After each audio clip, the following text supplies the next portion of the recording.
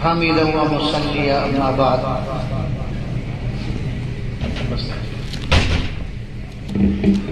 وقت میں گنجائش نہیں ہے، وقت بہت کم رہ گیا ہے اور قیمتی جو باتیں ہو سکتی ہیں حضرت مولانا مفتی خبیب صاحب دامت برکاتہم نے میرے لیے کچھ نہیں چھوڑا ہے، سب کچھ کہہ دیا۔ بچوں کی خواہش ہے اور اس لیے میں صرف 4 لفظ کہتا ہوں اور یہ چاروں مصدر ہیں، کوئی عنوان نہیں، سنو صرف۔ تدریس، تحریر، تقریر، یہ تینوں باب تحریر کا مصدر ہے اور ایک چوتھا مصدر ہے علم۔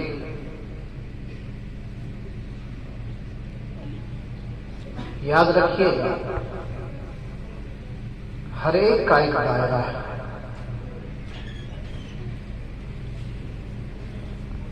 تدریس کا ایک محدود دائرہ ہے، تقریر کا ایک وسیع دائرہ ہے اور تحریر کا بھی اپنا ایک دائرہ ہے، لیکن تینوں کے لیے علم چاہیے۔ آپ تدریس کے ذریعے ایک مخصوص طبقہ کو فائدہ پہنچا سکتے ہیں،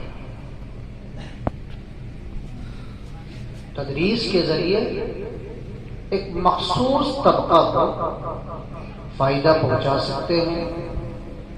ہماری اصطلاح میں جو طالب علم بن کر مدرسہ آئے گا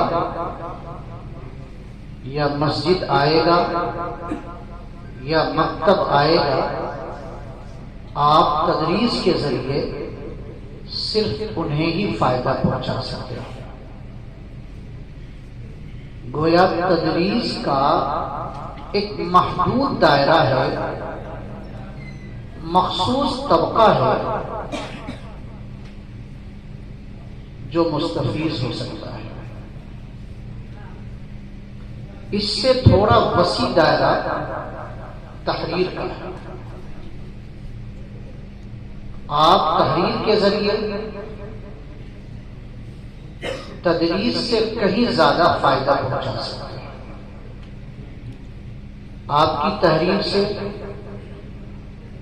طلبہ بھی فائدہ اٹھا سکتے ہیں، مکتب میں پڑھنے پڑھانے والے بھی فائدہ اٹھا سکتے ہیں، مسجد کے اندر خدمت کرنے والے بھی فائدہ اٹھا سکتے ہیں، دوسرے طبقہ کے لوگ بھی فائدہ اٹھا سکتے ہیں، لیکن اس کا دائرہ وہاں جا کر ختم ہو جاتا ہے جو پڑھے لکھے نہیں ہیں۔ تحریر سے وہی لوگ فائدہ اٹھا سکتے ہیں چاہے جس طبقے کے بھی ہوں جو پڑھے لکھے ہیں۔ جاہل جو پڑھا لکھا نہیں ہے وہ آپ کی تحریر سے فائدہ نہیں اٹھا سکتا۔ معلوم یہ ہوا تدریس کا دائرہ بہت محدود، اس سے تھوڑا وسیع دائرہ تحریر کا ہے، لیکن سب سے زیادہ وسیع دائرہ تقریر کا ہے۔ آپ اپنی تقریر کے ذریعے امت کے ہر طبقہ کو فائدہ پہنچا سکتے ہیں۔ قرآن و سنت کا پیغام، دین اسلام کے حقائق، بنیادی عقائد اور دوسرے تمام اسلامی امور کو اپنی تقریر کے ذریعے امت کے ہر طبقہ تک پہنچا سکتے ہیں۔ چاہے وہ بڑا ہو، چاہے وہ بچہ ہو، چاہے وہ مرد ہو، عورتیں ہوں، عالم ہوں، جاہل ہوں، مسلمان ہوں، کافر ہوں، ہر ایک کو آپ اپنی تقریر کے ذریعے اپنا پیغام پہنچا سکتے ہیں۔ معلوم یہ ہوا کہ تدریس کا دائرہ محدود، تحریر کا دائرہ اس سے زیادہ وسیع، لیکن تقریر کا دائرہ سب سے زیادہ وسیع ہے۔ حضرت مولانا مفتی خبیب صاحب دامت برکاتہم نے جو کچھ کہا میں نے اس کا خلاصہ پیش کیا۔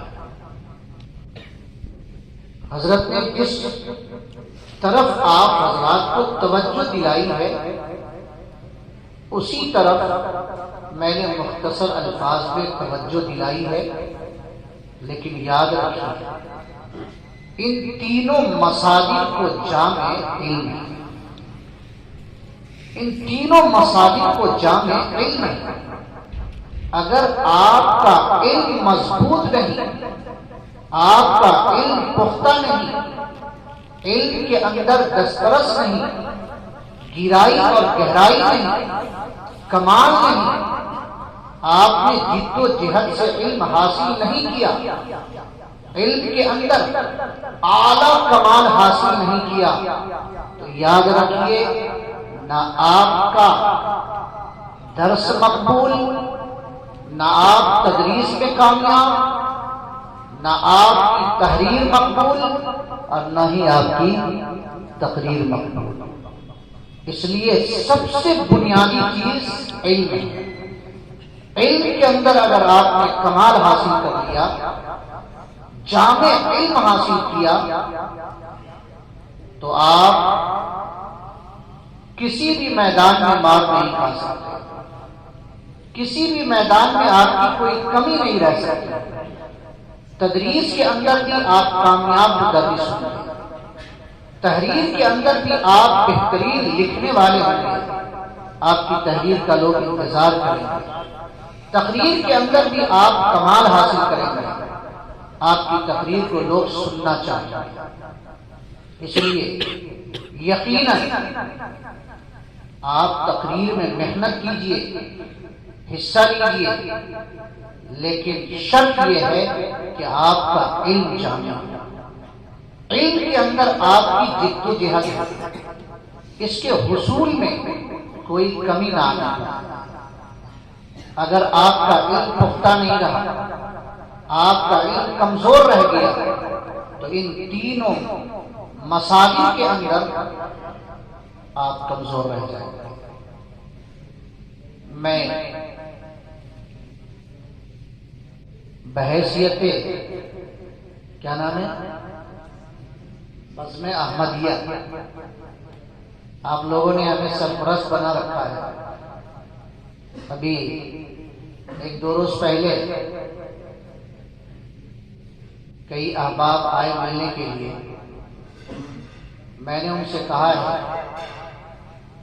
کہ سال کے شروع میں سرپرست ہوتا ہے اور سال کے اخیر میں سرپرست ہوتا ہے، درمیان سال میں ہمیں کوئی خبر نہیں ہوتی۔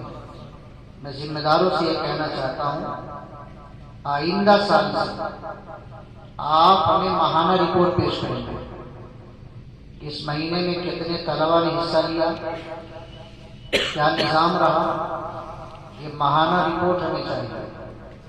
دوسری بات، یہ دونوں صوبوں کے بچے بنگال اور آسام کے،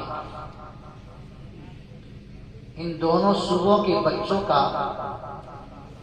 قواعد اور ضوابط کی روشنی میں کیا نظام ہے، ہمیں ایک بار سارا نظام بتلایا جائے تاکہ اس کی روشنی میں ہم آپ کے درمیان وہ بات کہہ سکیں یا وہ کچھ کر سکیں جس سے باہمی اتحاد باقی رہے، باہمی اتحاد باقی رہے اور آپ کی یہ انجمن کامیاب انجمنوں میں شمار ہو سکے۔